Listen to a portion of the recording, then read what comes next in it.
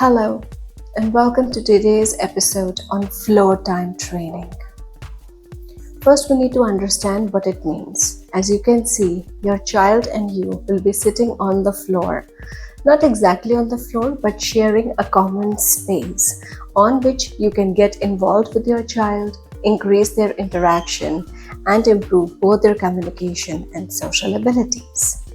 This floor time training is going to be beneficial for children who have autism as well as ADHD. So it is important to know, why is it important to come to the floor level with the child? Because we have to come down to the developmental level of the child, not to their age. I would really recommend you to click the card to understand how joint attention or shared attention with the child can be improved. And we are also going to touch that topic today. Let us start with the first aspect of flow time training. For example, you observe that your child is just interested in rotating the wheels of a car. You want the child to play by moving the car, but that is just not what they are interested in.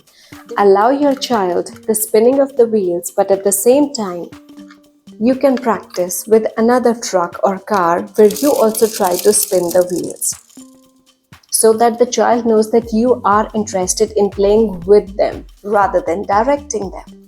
It is very important that the child selects the activity and you join in rather than telling them what to do. Otherwise, they will not show any interest and you will not be able to achieve your goals of play and social skills. You show them that the truck can go and maybe fall down from the mat.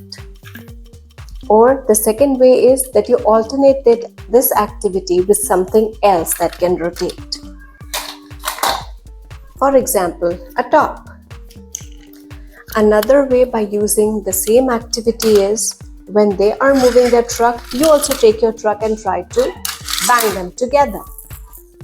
Or I can try to introduce a toy where the monkey eats the ball and then the ball spins and the child will visually track the toy.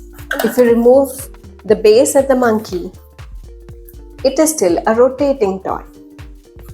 So you can try to play with it just like you can toss a ball towards your child or roll a ball towards your child. Another way in which your child can enjoy spinning activities may be by spinning the rings. So introduce the base, let them spin it, and the moment it stops, you place it there and introduce the next one. Let them spin.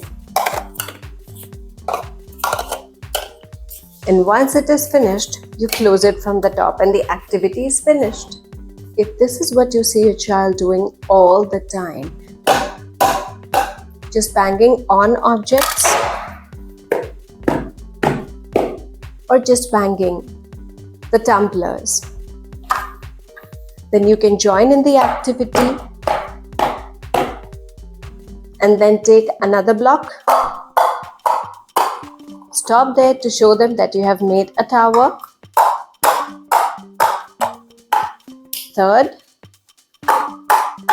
and so on. To make it a more enjoyable activity, hand them over a hammer, or even they can try it with their own hand.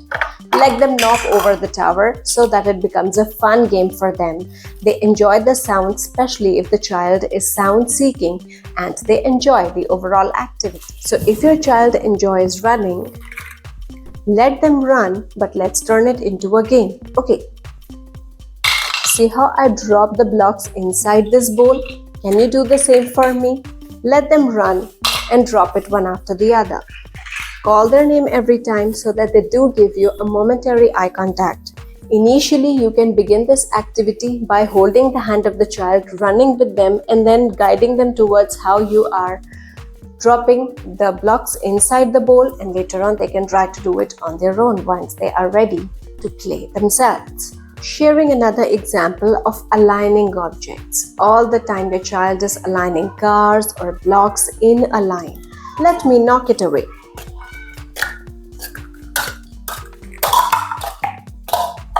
and then let the child put it together and you knock it away. So what happens is the child knows that you want to play with them, and just make tower with 2 blocks so that they are still in line.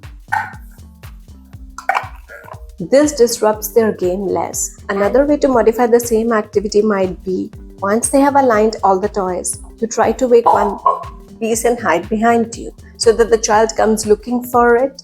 And then once they give you an eye contact or you say, do you want this block? They look at you momentarily, they become happy because they have got. This is a small reinforcement for them that they got the thing that they needed and put it back. You might think you always need to reinforce the child with maybe sweets or some kind of tangible objects, but getting their toy back or allowing them that order is also a form of reinforcement.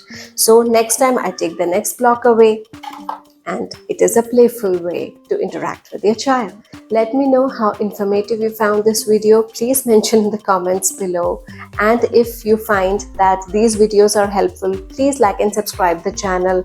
Put your suggestions on what kind of videos would you like me to cover on this channel, and we will meet again soon.